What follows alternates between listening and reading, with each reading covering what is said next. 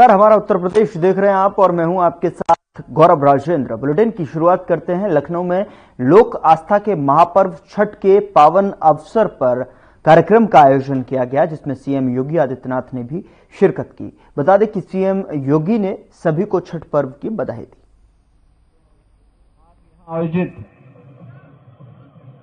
छठ पूजा में आके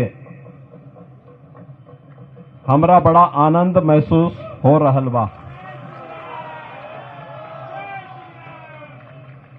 लोक आस्था के महापर्व छठ के आप सबके बहुत बहुत बधाई और शुभकामना।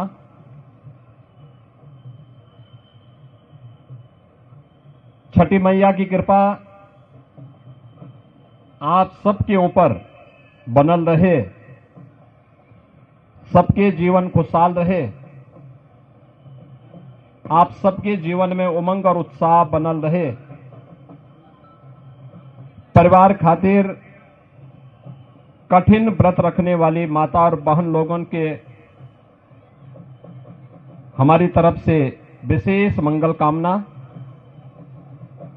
पूरी दुनिया में हजारों भाषा और बोली बा, लेकिन भारत की संस्कृति के अलगे स्थान बा। वही मां भोजपुरी भाषा संस्कृति अपन दुनिया में अलग मिठास और सुगंध के कारण सबसे हटके अपन पहचान बनौलेल बा और ये अलग अपन इतिहास बा। बहनों और भाइयों, मुझे बहुत प्रसन्नता है कि अखिल भारतीय भोजपुरी समाज का यह छठ महापर्व का ये 40वां वर्ष है। सन 1984 से ये लक्ष्मण मेला मैदान में यह आयोजन लगातार होता रहा है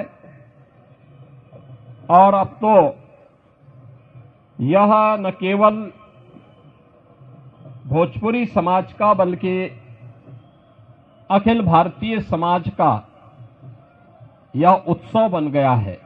जहां कहीं देखो भोजपुरी समाज बिहार से, पूर्वी उत्तर प्रदेश से, देश और दुनिया में जहां कहीं भी गया, अपने साथ पर्व की सुगंध को ले जाकर के एक भारत श्रेष्ठ भारत की इस परिकल्पना को आगे बढ़ाने के लिए कार्य कर रहा है। पर्व और त्योहार के पीछे का भाव भी यही है कि हम सब मिलकर के भेदभाव को समाप्त करके एक समरस समाज की स्थापना कर सके, अपनी विरासत पर गौरव की अनुभूति कर सके। विरासत से भटका हुआ व्यक्ति एक त्रिसंग होता है, जिसके जीवन का कोई उद्देश्य नहीं होता। और निरुद्देश्य कोई व्यक्ति जब कार्य करता है तो उसमें कभी भी उसको न आत्मिक संतुष्टि हो सकती है और न समाज ही उससे संतुष्ट हो पाएगा। इसलिए विरासत को विकास के साथ जोड़ करके प्रधानमंत्री मोदी जी ने देश के अंदर जो कार्यक्रम प्रारंभ किए, आज एक नए भारत का दर्शन हम कर रहे हैं। और पर्व और त्योहारों के पीछे भी यही भाव होता है। हम सब मिलकर के इन आयोजनों में सहभागी बने, न जाति का बंधन हो, न क्षेत्र का हो, न भाषा का हो, किसी भी प्रकार के बंधन से मुक्त होकर के एक समरस समाज की स्थापना के लिए हम सब मिलकर के कार्य कर सकें, इस भाव के साथ एक कार्यक्रम आयोजित होते हैं। और छठ आयोजन ने भी पूरे देश के अंदर उसी भक्ति भावना के साथ लोगों के मन में एक स्थान बनाया है। अब मैं देखता हूं कहीं भी आप जाइए, केवल दिल्ली और मुंबई में नहीं, चेन्नई में भी, हैदराबाद में भी, बेंगलुरु में भी और देश के अंदर ही नहीं, दुनिया के अंदर भी लोगों ने इस आयोजन के साथ जुड़ करके लगातार इस आयोजन को एक नई ऊंचाई देने और इसके साथ लोग जुड़ रहे हैं। यह भोजपुरी समाज कि दुनिया के अंदर महत्व और उसके माध्यम से पर्व और त्योहारों के माध्यम से लोक आस्था को जीवंत बनाए रखने का एक आदर्श उदाहरण है और छठ महापर्व उसकी एक महत्वपूर्ण कड़ी है। छठी मैया की कृपा के लिए हम सब आयोजन करते हैं और मुख्य रूप से अगर हम देखते हैं तो यह लोक आस्था का एक ऐसा पर्व है जो सूर्य उपासना के साथ जुड़ा हुआ है। सूर्य इस धरती के लोक देवता है। आप देखते होंगे कि इस चराचर जगत की कोई भी वस्तु बगैर सूर्य देव की कृपा के उसमें जीवन नहीं आ सकता। उनकी कृपा से ही हर ओर हलचल है, जीवन है और उसकी उपासना, ये उसके प्रति कृतज्ञता का भाव पैदा करना भी है।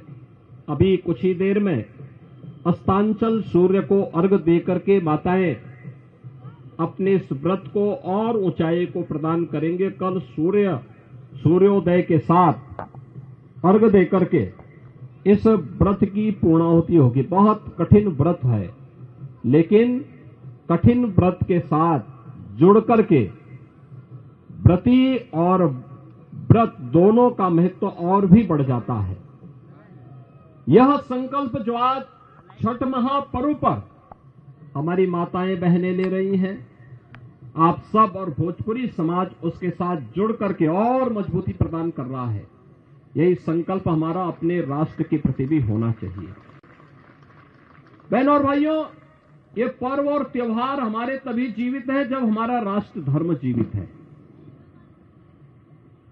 और हम सबके जीवन का हिस्सा होना चाहिए कि पर्व और त्योहार हम लोग आयोजित करें, उनके साथ जुड़ें, लेकिन इन सब का समावेश एक राष्ट्रीय धर्म के साथ हम लोग करें। राष्ट्रीय धर्म जिसमें सब हर व्यक्ति के लिए हर काम देश के नाम, हर काम देश के नाम। मोदी जी यही कहते हैं, प्रधानमंत्री मोदी जी के जीवन का संकल्प यही है। लेकिन एक और जहां हम इन आयोजनों के साथ जुड़ रहे हैं, अपने पर्व और त्योहार के माध्यम से समाज को जोड़ने का काम कर रहे हैं, वहीं कुछ लोग ऐसे भी हैं जो भारत में रह करके भारत की अस्मिता और भारत के अस्तित्व के साथ खिलवाड़ करना चाहते हैं। और जो लोग इस प्रकार का कृत्य कर रहे हैं, उन्हें किसी भी भारतवासी को बर्दाश्त नहीं करना चाहिए। याद रखना, 140 करोड़ भारतवासी जब एकजुट होकर के एक स्वर से बोलते हैं तो पूरी दुनिया आपकी बात को सुनती है। जब हम जाति, मत और मजहब के आधार पर बटे होते हैं तो दुनिया भी आपको नजरअंदाज करती है। एक स्वर से 140 करोड़ भारतवासी जब बोलेगा तो दुनिया की किसी देश की, दुनिया की किसी भी ऐसे तत्व की का दुस्साहस नहीं जो भारत की ओर टेढ़ी नजरों से देख सके। कोई नहीं देख सकता। लेकिन जब हम आपस में ही बटे रहेंगे तो ये दुष्परिणाम भी हमारे सामने आएंगे। और उस महत्वपूर्ण मुद्दे की ओर मैं आपका ध्यान आकर्षित करना चाहता हूं। याद करिए, 5 अगस्त 2019 प्रधानमंत्री मोदी जी की प्रेरणा से उधर नोएडा में थाना फेज 3 पुलिस ने एनसीआर के शहरों में वाहनों से कीमती इलेक्ट्रॉनिक्स कंट्रोल मॉड्यूल यानी कि ईसीएम चोरी करने वाले एक शख्स को गिरफ्तार किया है। आरोपी के पास से 12 ईसीएम और औजार बरामद हुए हैं। पुलिस का दावा है कि वह पहले रेकी करता था और फिर सुनसान जगहों पर खड़े 4 पहिया वाहनों की ईसीएम चुराकर दुकानों पर बेच देता था। आरोपी के खिलाफ पहले से 14 मामले दर्ज हैं।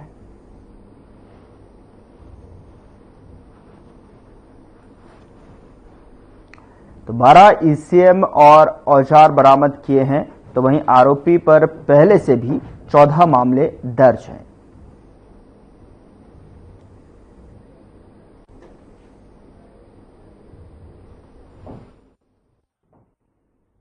दिनांक 2 नवंबर को रेस्त्री थाना क्षेत्र में ही कई गाड़ियों से ईसीएम चोरी हुए थे, जिसके संदर्भ में थाने पर अभियोग पंजीकृत था और उसमें टीमें गठित थी, जिससे कि शीघ्र इस घटना का अनावरण किया जाए। इसी के क्रम में पुलिस टीमों द्वारा लगातार प्रयास किया जा रहा था। अथवा गोल चक्कर के पास एक वाहन के पास कुछ लोग खड़े हुए थे। जब पुलिस टीम को नहीं देखा तो वहां से भागने का उन्होंने प्रयास किया। उस वाहन से भागने के प्रयास में उनका एक साथी मौके पर रह गया, अन्य साथी फरार हो गए। पुलिस द्वारा उसको जब पकड़ा गया, पूछताछ की गई तो उसके पास से चोरी किए हुए 12 ईसीएम चोरी करने में प्रयुक्त उपकरण, पेचकस इत्यादि मिले हैं। कुछ नगद रुपये भी बरामद हुई है। जब से कड़ाई से पूछताछ की गई तो उसने पुरानी घटनाओं की स्वीकृति की है और बताया कि अपने 3 अन्य साथियों के साथ यह लोग ईसीएम चोरी करते थे। इस संदर्भ में जो अन्य 3 फरार अभियुक्त हैं उनके लिए हमारी टीम ऑलरेडी गठित है। शीघ्र ही उनकी भी हम गिरफ्तारी सुनिश्चित करेंगे और ये भी सुनिश्चित करेंगे कि ये ईसीएम अंतिम रूप से किसके पास किसको ये लोग बेचते थे, उसके खिलाफ भी इसमें प्रभावी कार्रवाई सुनिश्चित। सर, इसकी गैंग में कितने लोग हैं? अभी तक जो जानकारी हुई उसके आधार पर 4 लोग हैं। अभी तक की जो जानकारी है, हमारे पास 14 मुकदमों की जानकारी प्राप्त हुई है। इसमें सबसे पुराना मुकदमा है वर्ष 2018। गैंग का मास्टरमाइंड कौन है? अभी तो जो आदिल पकड़ा गया है, आदिल ये मूलतः गाजियाबाद का रहने वाला है और इसके 3 अन्य साथी हैं।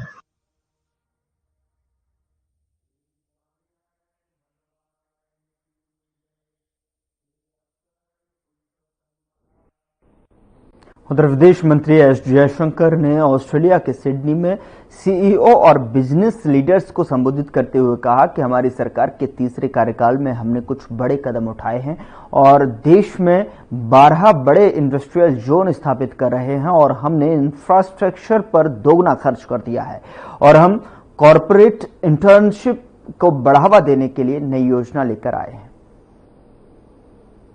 We have today a relationship which can truly call a comprehensive strategic partnership. Those words have a particular meaning, and why this gathering is important is a comprehensive strategic partnership will only be that when it has an adequate economic and business content. So this aspect of our ties, I think, is very important and one to which I personally attach a great deal of importance. Now, I'm the foreign minister, I'm not the finance minister, I'm not the trade minister, but I am a member of what we call the Cabinet Committee of Economic Affairs, so the small group of ministers with the Prime Minister who focused on the economic policy making for the country. And as a working proposition, 3 of us, the finance minister, the trade minister and myself, we meet and work in very, very close consultation. That's really how we take forward our foreign economic relationship. And in this, in a way, the responsibility of the foreign minister and the foreign ministry is also to create that larger enabling climate, because often these may not be narrow trade or finance policies alone which can drive a relationship, but there are a lot of other things which go along with it. Now, most of you are familiar with recent developments in India, and I would, in a way, sum up these changes of the last decade as driven by six factors in my view. One, the political stability. that we've had, after 60 years, we've had a government which has enjoyed 3 successive mandates. So it allows, that stability actually allows for in a sense, a degree of policy consideration and decision making, which is hard to do if the changes occur more frequently. Because as someone who spent a lifetime in the government, every time there is actually a transition, there is a certain disruption which.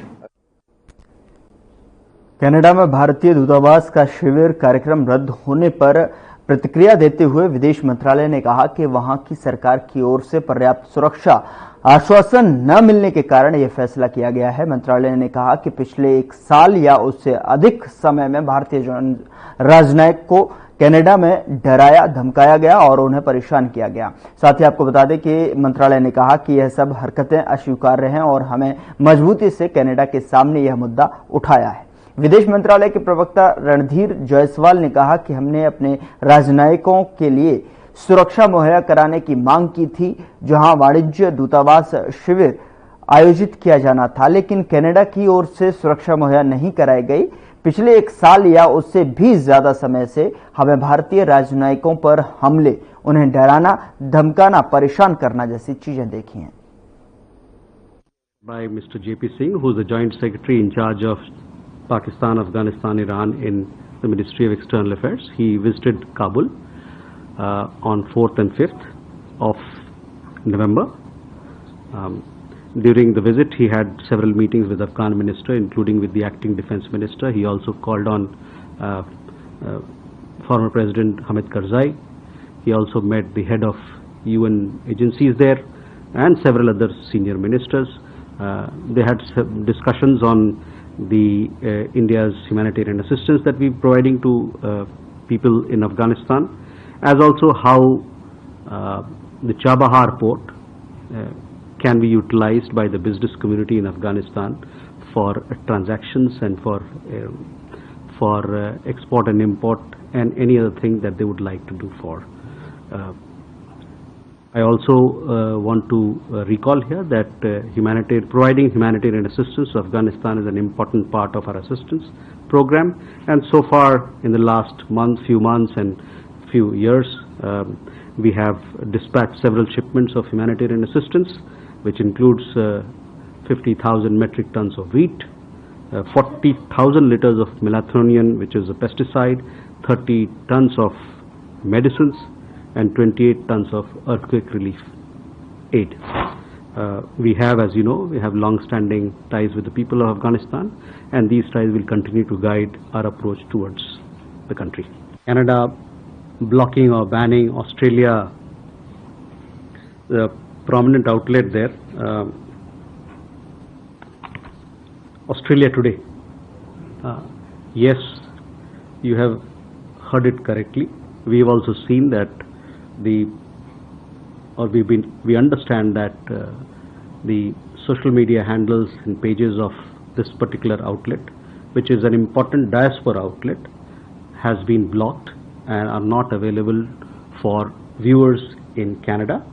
This happened just a few hours after this particular handle carried the press conference of External Affairs Minister along with Penny Wong. And the particular media outlet also had several articles on the visit of the External Affairs Minister, as also an interview of External Affairs Minister. So we were surprised. It looks strange to us, but nonetheless, what I will say that these are actions which yet again highlight the hypocrisy of Canada towards freedom of speech. You would have seen that EM in his media engagements, interaction, he spoke about 3 things. One was Canada making allegations and a pattern has developed without any specific evidence. Second thing he highlighted was that surveillance of Indian diplomats have been happening in Canada, which he termed as unacceptable. उधर रूस के राष्ट्रपति का भारत के रूस में राजदूत विनय कुमार ने अपना परिचय पत्र दिया। क्रेमलिन में हुए एक औपचारिक मुलाकात यानी कि सरकारी कार्यक्रम में भारतीय राजदूत ने अपना पत्र रूसी राष्ट्रपति व्लादिमीर पुतिन को सौंपा, जिसे पुतिन ने स्वीकार किया।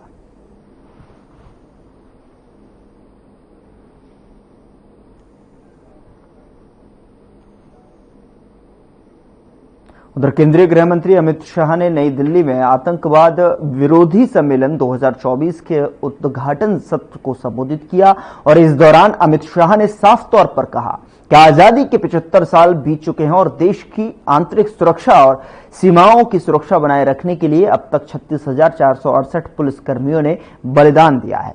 अमित शाह ने उन सभी को उनके सर्वोच्च बलिदान देने के जज्बे के लिए श्रद्धांजलि दी और देश की ओर से उनके परिवारों को धन्यवाद दिया।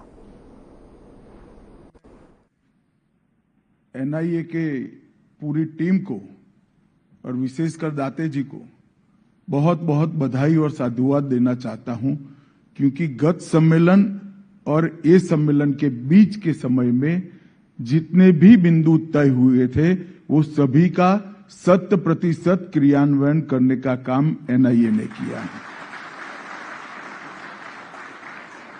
गत सम्मेलन में मैंने अपेक्षा व्यक्त की थी कि एनआईए जांच एजेंसी नहीं है। एनआईए के तत्वाधान में देश भर की आतंकवाद विरोधी गतिविधियों का संकलन होना चाहिए, संवर्धन होना चाहिए, कानूनों की समझ, अभियोजन को बहुत सटीक तरीके से कोर्ट के सामने अपना पक्ष रखना और जेल तक आतंकवाद निरोधी तंत्र को मजबूत करने का काम एनआईए का है। ये 1 वर्ष के कार्यकाल के अंदर बहुत अच्छा काम हुआ है और मैं फिर से एक बार एनआईए की पूरी टीम को बहुत बहुत बधाई और साधुवाद देता हूं। आज 11 पदक विजेताओं को भी यहां सम्मानित किया गया है। पहले जब मैं कभी व्यवस्था में नहीं रहा तब मुझे किसी का सम्मान होता था, पदक मिलता था तो एक फॉर्मेलिटी लगती थी, मगर राज्य में गृह मंत्री बना, देश में गृह मंत्री बना और जब अधिकारियों के कठिन परिश्रम को और उनकी शिद्दत को देखता हूं तब मुझे लगता है पदक देने की प्रक्रिया कहीं न कहीं बहुत छोटी है इनके परिश्रम के आधार पर। ये मैं 11 के 11 अधिकारियों को बहुत बहुत बधाई और साधुवाद देना चाहता हूं। आजादी के 75 साल समाप्त हो गए।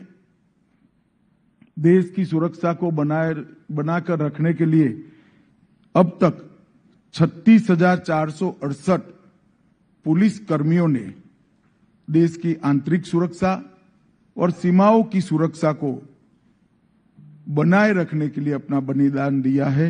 वो सभी को मैं मनपूर्वक आज सर्वोच्च बलिदान देने के इनके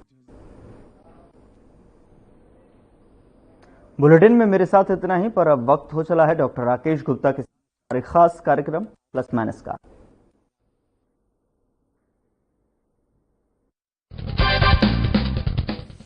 दोस्तों, आपने ध्यान दिया होगा कि इन दिनों